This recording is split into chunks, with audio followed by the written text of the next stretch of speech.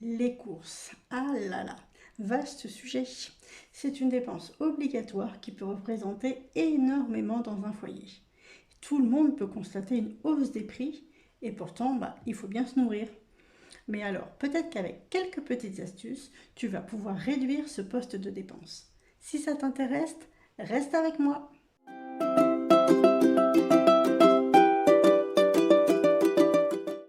Bonjour à tous et bienvenue sur la chaîne Merci Budget. J'espère que tu vas bien.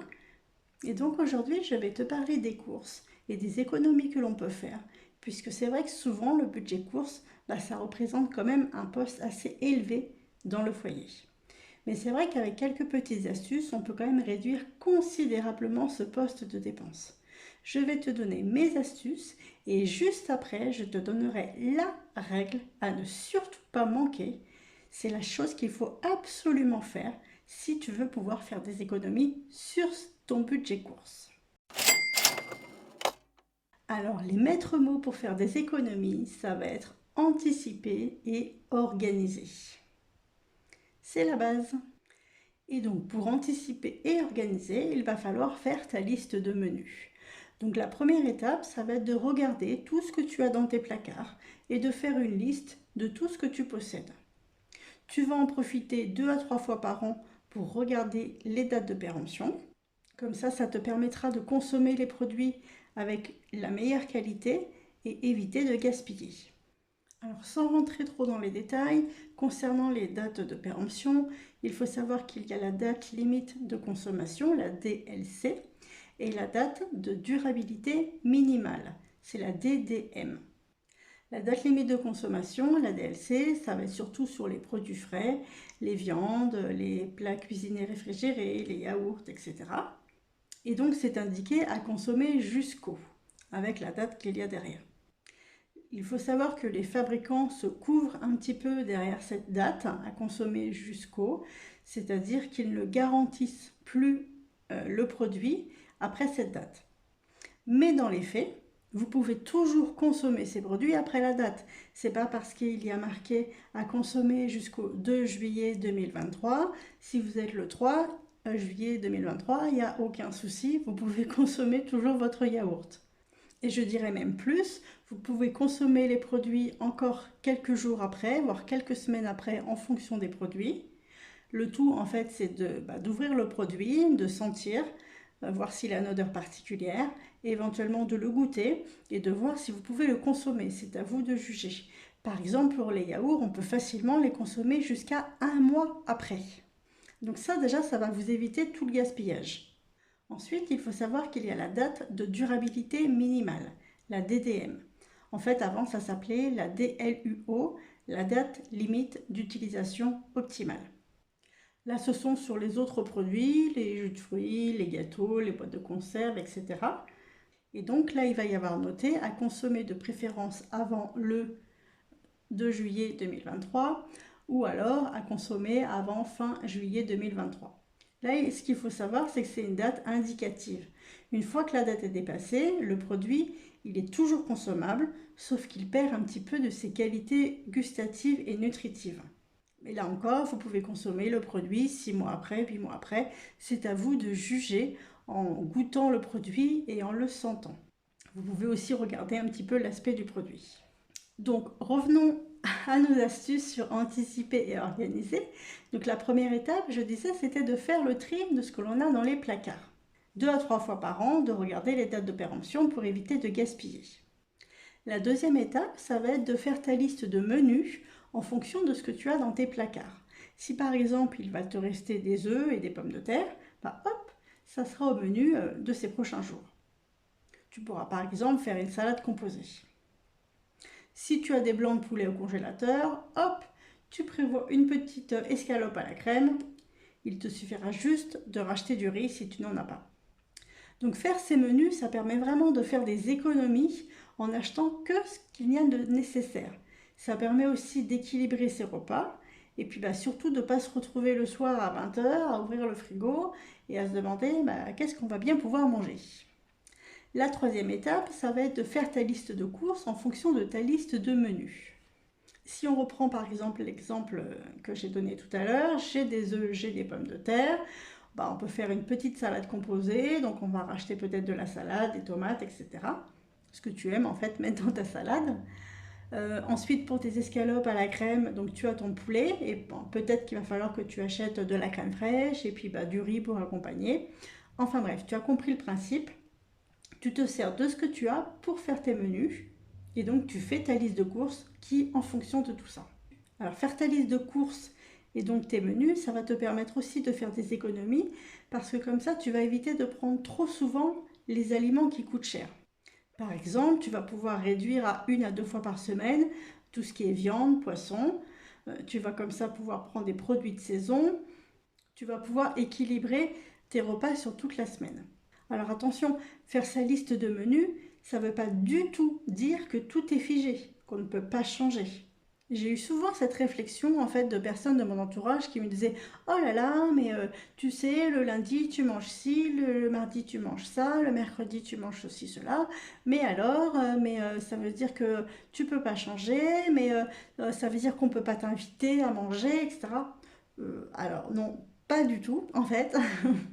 Faire sa liste de menus, ça veut simplement dire avoir une base. Ça ne veut pas du tout dire que tout est figé. Si un soir j'avais prévu des lasagnes, mais qu'au final bah, je rentre trop tard, eh ben il n'y a pas de souci, je change avec un autre repas. Si en dernière minute j'ai des invités ou qu'on m'invite, bah pareil, il n'y a aucun souci. En fait, c'est pas parce que j'ai noté sur mon frigo lundi pizza que je me suis engagée avec mon frigo, hein. Je pense qu'il ne m'en voudra pas si ce soir-là je fais des pâtes carbo ou que je vais sortir pour manger en extérieur. En aucun cas, il faut voir ça comme une contrainte de faire sa liste de menus. C'est plutôt une base pour ne pas, pour ne pas simplement se retrouver à se faire livrer tous les soirs ou à manger tout et n'importe quoi qui reste dans le frigo. Pareil, quand je vais aller au magasin, si je vois dans le rayon qu'il y a par exemple de la viande, du poisson ou des fruits et des légumes en promotion, je vais me dire oh là là, non, c'est pas noté sur ma liste de menus, je vais ne pas pouvoir en manger cette semaine. Non, pas du tout. Il n'y a aucune contrainte non plus là-dedans. Tout simplement, s'il y a une viande qui est en promotion et qui m'intéresse, je la prends. Et à ce moment-là, soit je change un petit peu mes plans et je fais un repas à partir de ça, soit tout simplement, je rentre chez moi, je la mets au congélateur et puis bah, la prochaine fois, elle me servira de base pour faire ma liste de menus et ma liste de courses. Ensuite, une fois que tu sais ce que tu vas manger, bah, va falloir faire tes courses. Alors, si tu en as la possibilité, fais plutôt tes courses avec le drive. Plutôt que d'aller en supermarché, bah d'une, c'est vrai que ça va te permettre de gagner du temps si tu en as besoin. Et de deux, bah, ça t'évitera d'être trop tenté. Et donc, tu pourras plus facilement te limiter à ta liste de courses, surtout si tu es quelqu'un qui va prendre un petit peu tout et n'importe quoi dans les rayons. Alors, si tu fais un drive, bah, tu peux par exemple en profiter en même temps pour aller récupérer la commande d'une autre personne. Alors, comment ça fonctionne? Il te suffit d'aller chercher ton drive et ensuite d'aller chercher le drive de la personne en question, d'aller livrer cette commande chez la personne et tu pourras gagner entre 5 et 8 euros par livraison. C'est une petite astuce en fait pour se faire des compléments de revenus. Ça se fait via une application qui s'appelle Shopopop. Hop, Shopopop. Je te mettrai le lien dans la description si ça t'intéresse, je peux te paraider. Tu auras un petit bonus, j'aurai aussi un petit bonus. Voilà, pour se faire un petit complément de revenus, ça peut être toujours pas mal. Faire les comparatifs de magasins. Parce que oui, certains magasins pratiquent des tarifs vraiment plus importants que les autres. Donc essaye de voir sur le panier que tu achètes habituellement, entre un magasin et un autre magasin, lequel vaut plus le coup. Essaye d'acheter au maximum les produits de la marque distributeur. Ils sont de très bonne qualité, puisqu'en fait ce sont des produits de marque sans la marque. Et c'est ça qui les rend moins chers. Ils sont jusqu'à 30% moins chers qu'un produit de marque, tout en ayant la même qualité. Si tu souhaites tout de même acheter des produits de marque, pense à utiliser les coupons de réduction. Tu peux en trouver par exemple que ce soit au dos des tickets de caisse ou alors sur internet, sur les sites de la marque. par exemple sur les sites Blédina. Je sais que c'est quand même assez intéressant pour les petits pots des bébés. Ou tu peux aussi en avoir par courrier, par exemple avec des sites comme La Belle Adresse, etc. Tu as aussi des applications qui te permettent de pouvoir avoir des bons de réduction sur certains produits. Je te mets tous les sites dans la barre de description. Là, vraiment, l'objet de la vidéo, c'est pas de détailler toutes ces applications. Je l'ai déjà fait sur une autre vidéo. Si ça t'intéresse, n'hésite pas. Ensuite, pense à utiliser les cartes de fidélité des magasins, mais à bon escient. C'est-à-dire, par exemple, profiter des jours où il y a des promotions. C'est vrai qu'il y a certains magasins qui vont proposer des réductions selon le jour de la semaine où tu vas faire tes courses. Ou alors, par exemple, en fonction du rayon. Il peut y avoir 5% sur le rayon fruits et légumes le lundi, etc. Ou par exemple, si tu as un bébé, certaines cartes de fidélité te permettent de cumuler des points ou d'avoir des pourcentages de réduction. Il existe aussi des réductions en fonction de ton coefficient familial, par exemple. Donc essaye de regarder les magasins autour de chez toi et de voir quel programme de fidélité ils proposent. Profite aussi des articles sur lesquels il y a des promotions, mais attention surtout de ne pas te laisser tenter par quelque chose dont tu n'aurais pas besoin. C'est vrai que ce n'est pas parce qu'il y a une promotion que tu dois forcément acheter, parce que tu risques de surconsommer. Par exemple, si tu n'avais pas prévu d'acheter le paquet de gâteaux machin machin, n'achète pas le paquet de gâteaux machin machin sous prétexte qu'il y a une promotion. Par contre, si tu avais prévu de l'acheter ou si tu en auras vraiment l'utilité, n'hésite pas, les promotions peuvent être vraiment intéressantes à condition de ne pas succomber à la tentation de la promo, car sinon le risque, c'est que le budget explose. Alors lorsque tu es au magasin, tu peux aussi en profiter pour gagner un petit peu d'argent en faisant des missions. En fait, ce sont des applications qui te permettent de faire des missions en magasin. Il te suffit de prendre des photos des produits, de répondre à quelques questions et tu seras rémunéré pour cela. Donc vraiment, ça prend que quelques minutes. Quand tu es dans le magasin, hop hop hop, quelques photos, répondre à quelques questions. Les enfants peuvent même le faire, c'est assez ludique. Ça te permet de gagner un petit peu de sous. Je te mets aussi les liens dans la description de toutes ces applications. Si tu passes par mon lien, toi, ça te fera un petit bonus et moi, ça me permettra de continuer ma chaîne. Autre astuce, partir au magasin le ventre plein. Et oui, parce que si tu pars le ventre vide au magasin, tu vas avoir tendance à acheter plus que nécessaire. Autre astuce, dans chaque magasin, il existe une zone de produits qui arrive à date de péremption. Donc n'hésite pas à aller faire un tour dans ce rayon-là. Fais attention de ne pas prendre un produit que tu n'aurais pas pris à la base. Ou alors ça peut être le petit produit plaisir de ce panier de courses. C'est à toi de voir. Mais de toute manière, fais attention à rester en phase avec ce que tu souhaites. Petit conseil si vous avez des gros mangeurs à la maison. Parce que oui, vous pouvez avoir des ados, vous pouvez avoir un conjoint, une conjointe qui mange beaucoup. Et c'est vrai que là, le budget course va vraiment exploser. Alors, des petites astuces, on peut par exemple commencer le repas avec un verre d'eau. Ça permet de se caler un petit peu. On peut aussi proposer en entrée des crudités qui sont un petit peu moins chères, par exemple, que de la viande ou un autre plat. Ça peut être des carottes râpées, des betteraves, une petite soupe. Ça cale un petit peu quand même les estomacs affamés. Aussi, j'ai remarqué bizarrement, en tout cas chez moi, que mes estomacs affamés ont un petit peu moins faim quand je leur propose une poêlée de légumes. Bizarrement, ce soir-là, ça mange un petit peu moins, plutôt que si j'avais proposé une pizza ou une blanquette de veau. Alors, c'est pas forcément quelque chose à faire tout le temps, mais c'est une piste à étudier.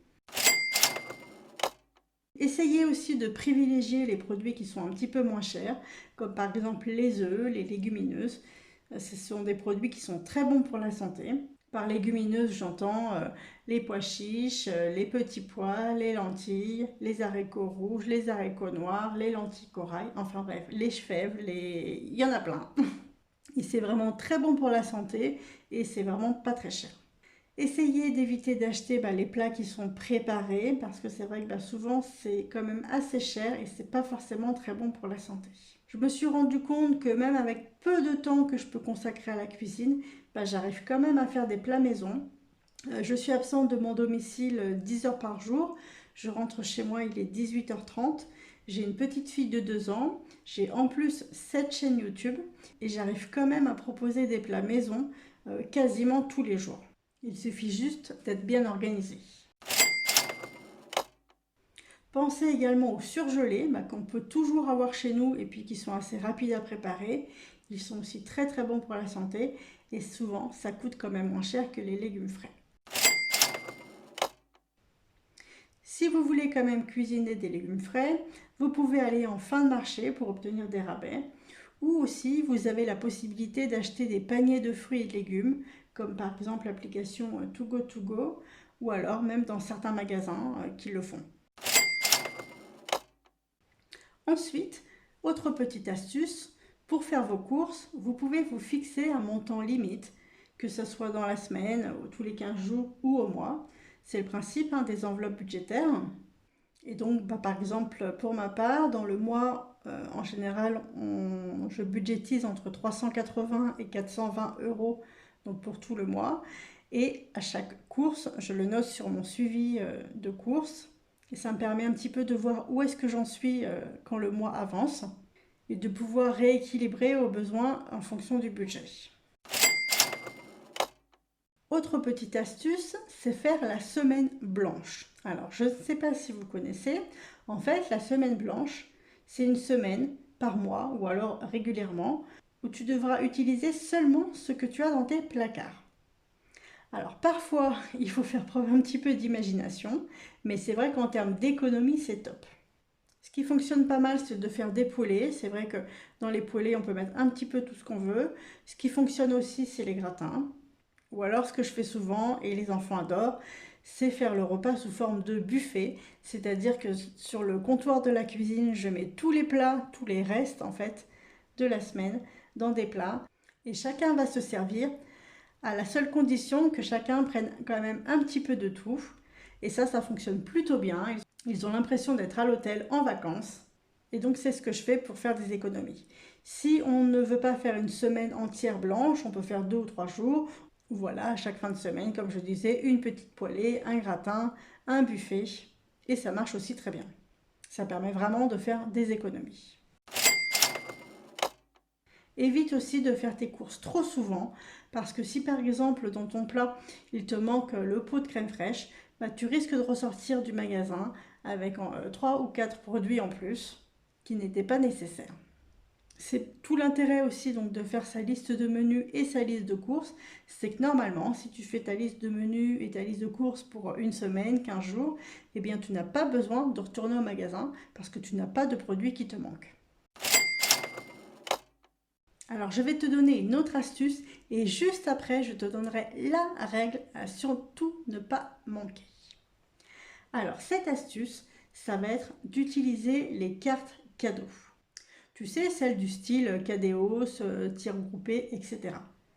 Alors peut-être que tu les utilises déjà pour faire tes achats, par exemple de vêtements ou autres, mais sache que tu peux aussi les utiliser dans ton supermarché. Il faut juste que tu regardes si ton supermarché accepte telle ou telle carte cadeau. Alors tu vas pouvoir acheter ces cartes cadeaux directement avec ton employeur, par exemple si tu as un comité d'entreprise. Ou alors aussi tu peux voir avec par exemple ton assurance habitation, ton assurance voiture. Souvent ça nous a été dit à la souscription et puis on oublie. Bien souvent on peut avoir des cartes cadeaux ou alors des réductions, que ce soit dans les campings, dans les hôtels, pour des locations de voitures, etc. Donc il faut vraiment aller voir auprès de ces assurances. Donc par exemple, une carte cadeau, ça va être une réduction de 4 à 5%. Alors ça peut paraître anodin comme ça, 4 ou 5%, mais sur un budget course qui revient tous les mois, ça fait de grosses économies. Imaginons par exemple que tu dépenses 500 euros par mois pour tes courses. 500 euros par mois, je pense que je suis assez juste. Eh bien, ça te fait 6 000 euros à l'année de dépenses pour tes courses. 6 000 euros. Eh bien, si tu achètes tes courses avec tes cartes cadeaux, avec les 5%, eh bien, tu gagnes 300 € par an. Donc, c'est quand même pas du tout négligeable. Et en plus, c'est très facile à utiliser. Donc, surtout, n'hésite pas à aller voir si tes magasins autour de toi acceptent ces cartes cadeaux. Et donc maintenant, je vais te parler de la règle. S'il ne devait y avoir qu'une seule chose à savoir, ce serait celle-ci. La règle, ça va être de comparer les prix au kilo ou au litre. Alors peut-être que tu le fais déjà, peut-être que tu te dis ouais, machin, ça c'est la base, etc. Mais je rencontre encore beaucoup de personnes qui ne le font pas. Et pourtant, s'il n'y avait qu'une seule règle vraiment à respecter, ça serait celle-là. J'en ai eu encore la preuve dernièrement sur un paquet de pain de mie d'une marque assez connue. Eh bien, entre deux paquets, donc de la même marque, pour un, le prix au kilo était de 2,28 € et pour l'autre, le prix au kilo était de 4,10 €. Donc ça fait quand même une sacrée différence. Donc tout simplement, quand tu es dans le rayon, tu regardes les étiquettes, mais tu ne regardes pas le prix. Tu regardes juste en dessous, c'est écrit en plus petit, c'est le prix au kilo. Par exemple, quand je vais acheter de la viande, eh bien, je regarde en fonction des prix au kilo, de ce qui se fait dans le rayon. Et au-delà d'un certain montant, je n'achète pas ma viande. Je préfère à ce moment-là carrément abandonner ce repas et voir ça pour une prochaine fois.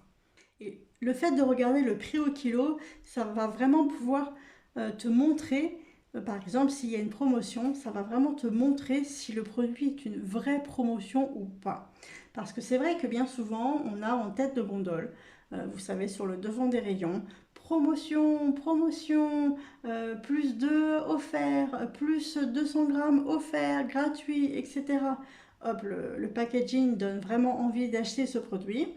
Et bien là, ok, vous regardez en dessous le prix au kilo et vous allez dans le rayon et vous regardez pour ce même type de produit le prix au kilo.